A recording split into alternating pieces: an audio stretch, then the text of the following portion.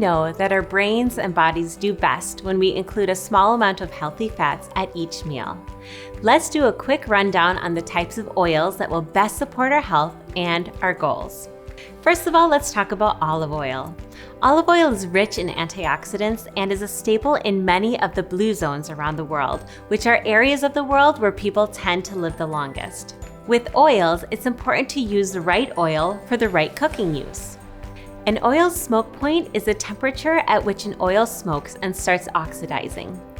Extra virgin olive oil smoke point is about 350 to 410 degrees Fahrenheit.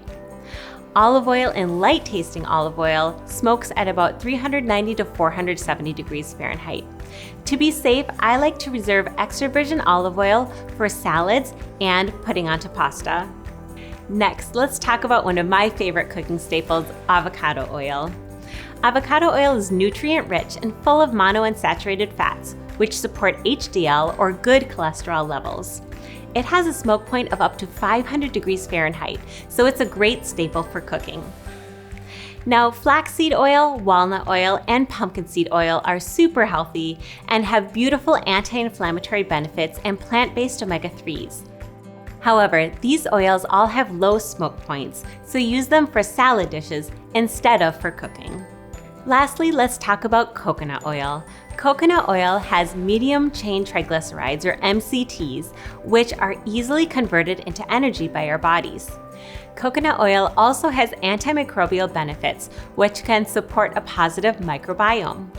Coconut oil has a smoke point of 350 degrees and does have a distinctive flavor. It goes well for baking or with curries. Now, typically the types of oils used in fast food and at many restaurants are more refined, pro-inflammatory type oils. So, keeping a couple anti-inflammatory oils in your kitchen and cooking at home more often will allow your oils to support lowering inflammation for your short-term and long-term health.